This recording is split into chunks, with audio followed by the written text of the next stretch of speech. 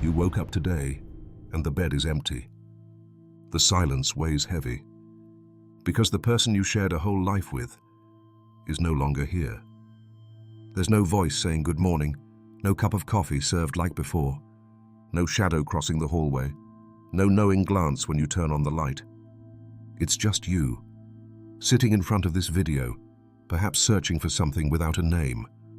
Comfort, understanding, companionship, or simply a moment to not feel so alone.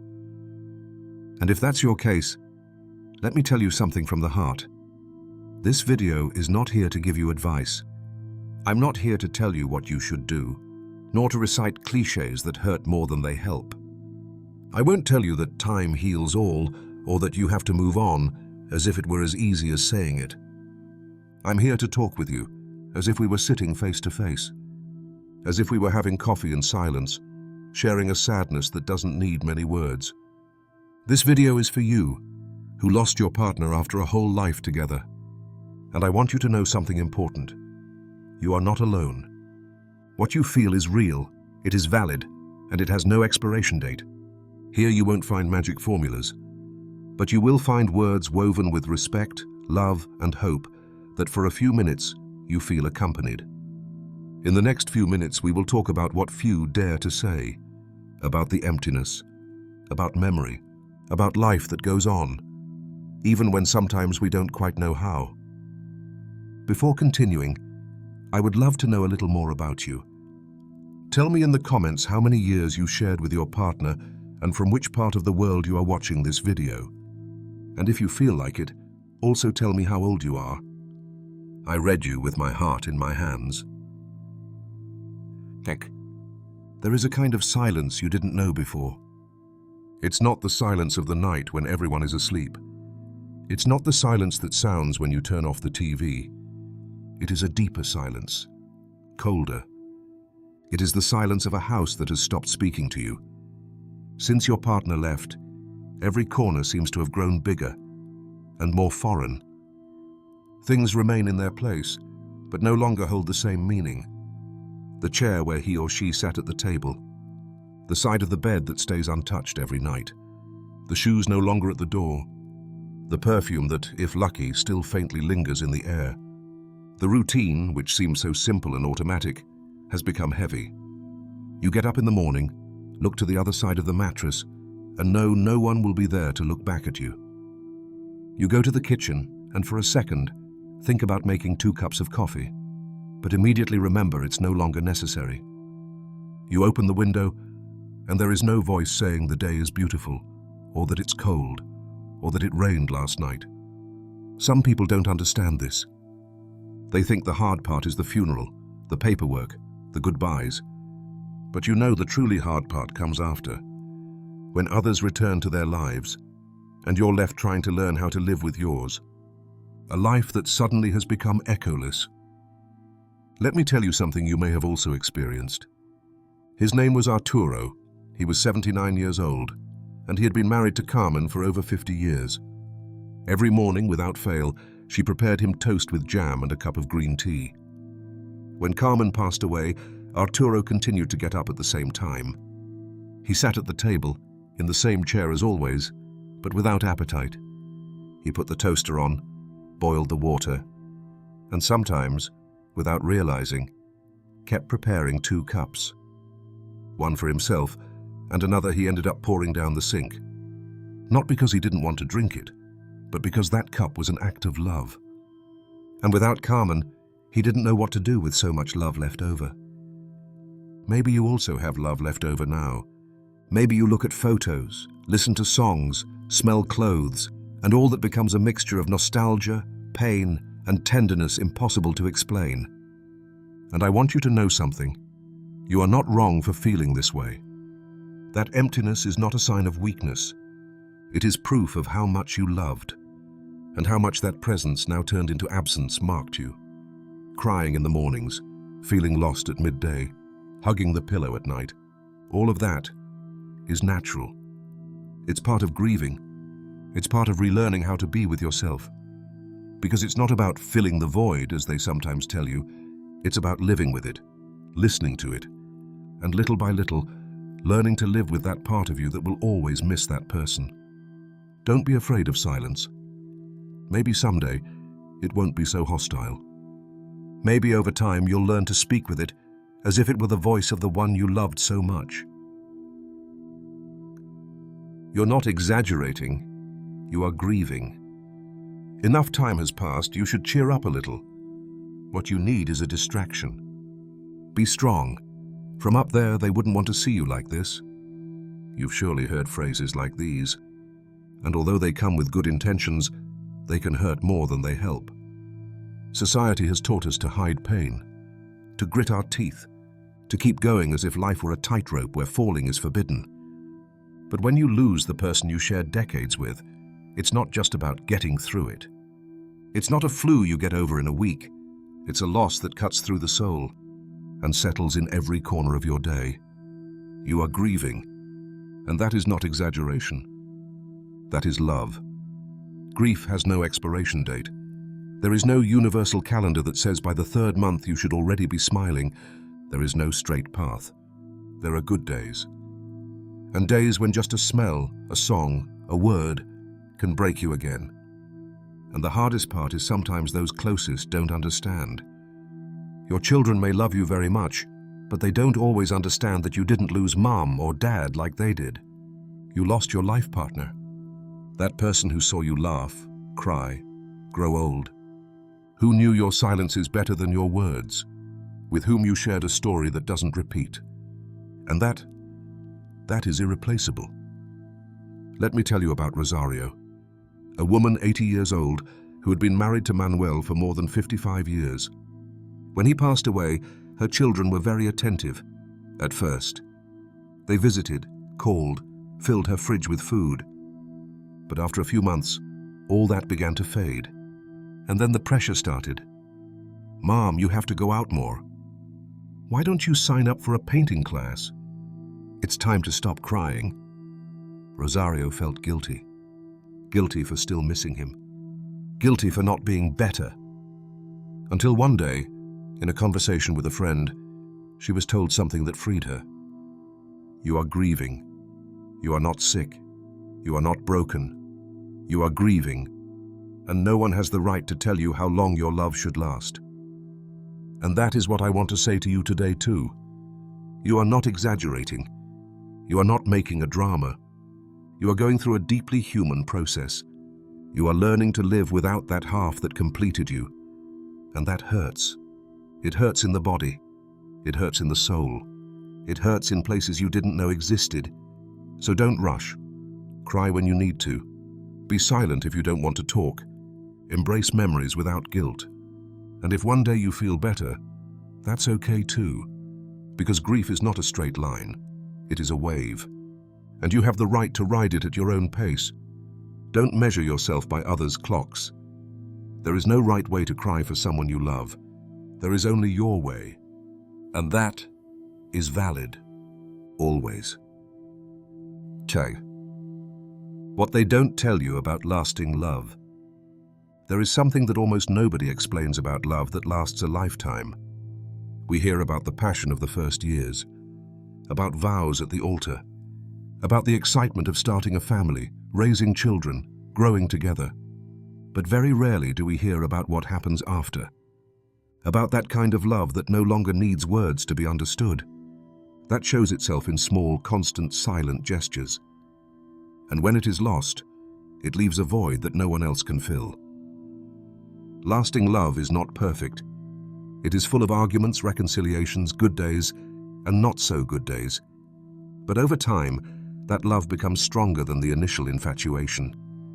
It becomes roots. A habit, yes, but also a presence. A certainty so deep that even when there is no conversation, there is companionship. A glance is enough. A sigh. A touch on the hand as you walk together down the street. After so many years with a person, you don't just love them. You intertwine with them. Their routines blend with yours. Their quirks become part of the landscape. Their silences become part of your peace. Sometimes, it's enough to think of that unique gesture. How they cut the bread. How they place the silverware. How they close the door. how they called your name. Details invisible to the world, but to you, they were the language of love. And do you know what happens when that person leaves? You don't just lose someone, you lose a part of yourself. The part that only existed when you were with that person. The version of yourself that blossomed in their company. Let me tell you the story of Teresa and Alfredo. They were together for 57 years. They weren't a couple from romantic movies. They didn't say, "I love you" all the time. But every morning, Alfredo left a cup of coffee ready for Teresa, just as she liked it. Warm, with a pinch of cinnamon. And every night, before going to bed, Teresa kissed him on the forehead, even if they had argued that day. When Alfredo died, Teresa continued waking up at the same time. She went to the kitchen and, by habit, looked to the corner where she used to find her coffee. The first month, she cried. The second, she started preparing that cup herself, not because she wanted to drink it, but because in that everyday gesture, she felt he was still there. What they don't tell you about lasting love is that when one of the two leaves, the other stays with the memories, but also with half of themselves. A half that no longer quite knows how to live without that presence. And there is no replacement for that. No friend, no son, no grandson can fill that space. Because that place was built together, day by day, year by year. And only you know how much it meant. That's why grieving a lifelong partner is different. Because it's not just a loss. It's a transformation. An open wound that over time can heal, yes, but will always leave a deep, sacred, unique scar. So if today it hurts so much, if it's hard to breathe without that person by your side, if you feel the world has become colder, it's not weakness, it's love. A love that left a mark, and that, deep down, will stay with you forever. When someone we deeply love leaves, the world doesn't just change on the outside, it changes inside. Everything that once had logic, routine, reason, suddenly pauses.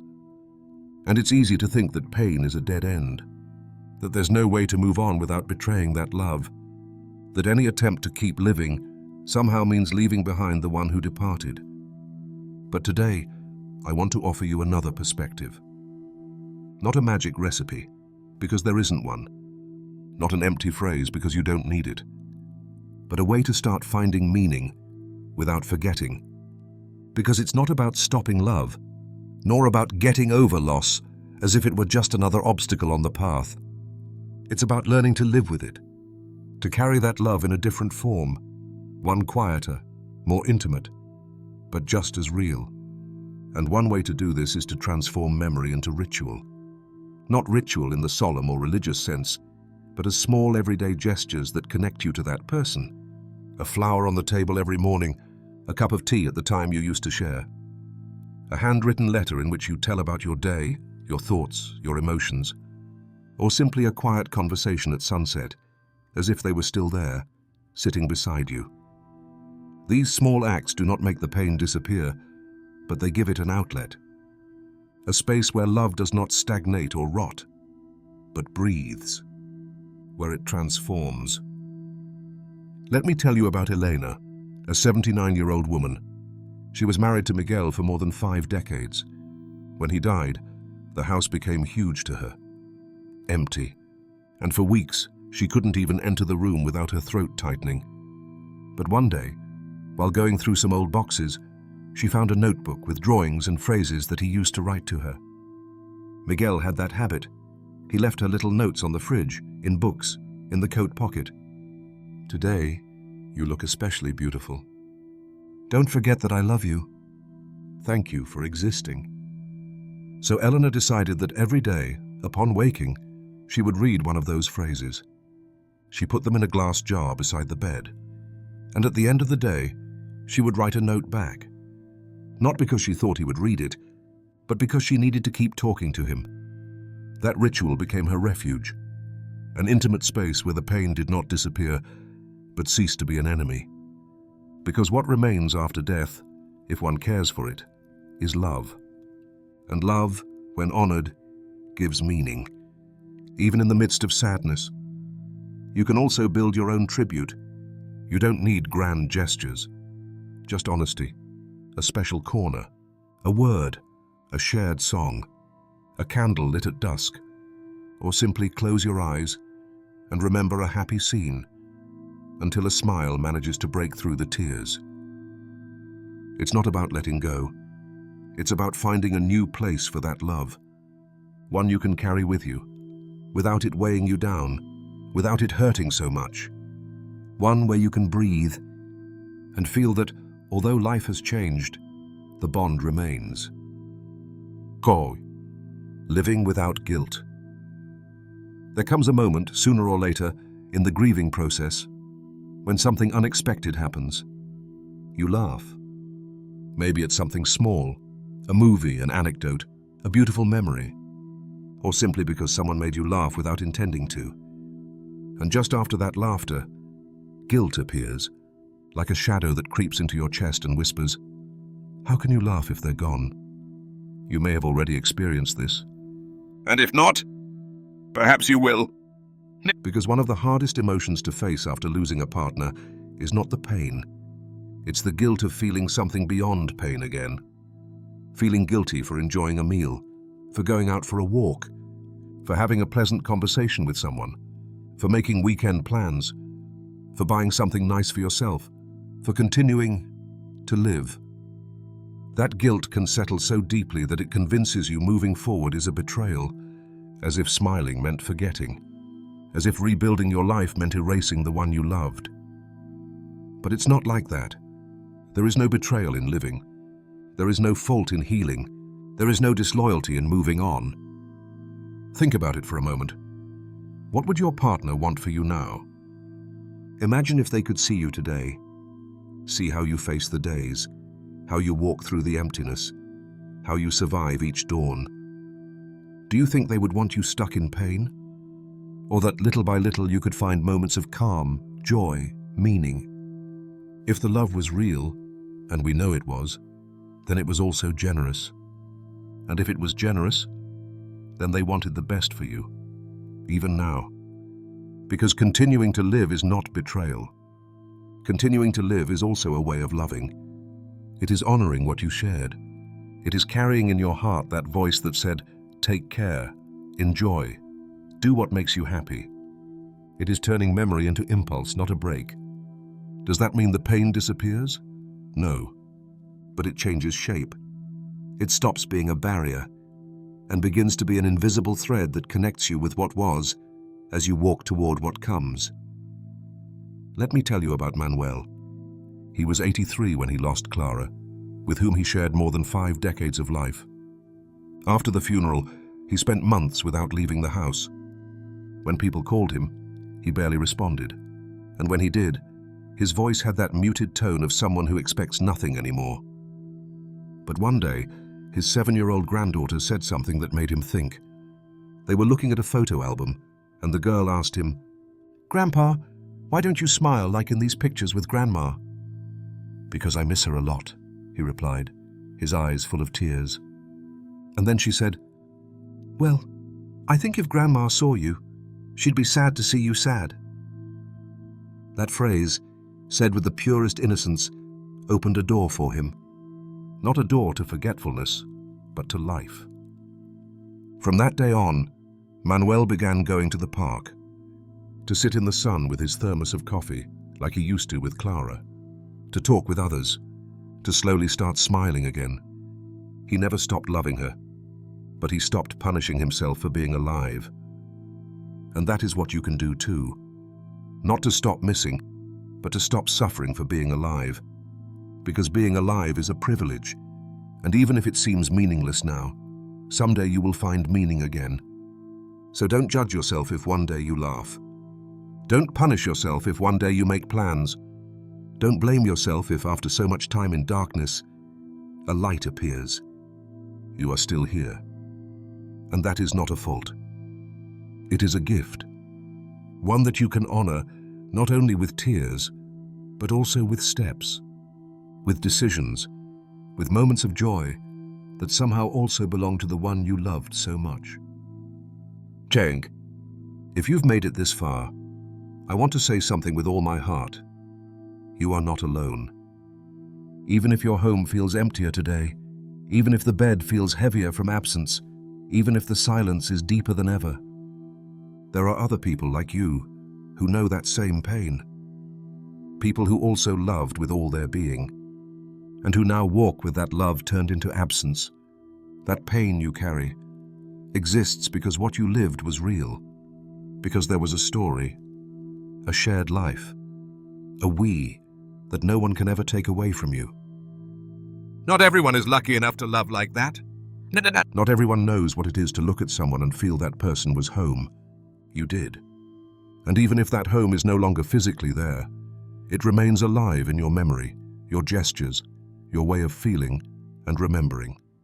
Thank you for staying until the end of this video. Thank you for allowing yourself to feel, and thank you for reminding me and reminding all of us that true love leaves a mark, even when there are no longer footsteps beside yours. If this video touched something in your heart, I'd love for you to leave a comment. It can be a word, a memory, a phrase your partner used to say. It can be whatever you want.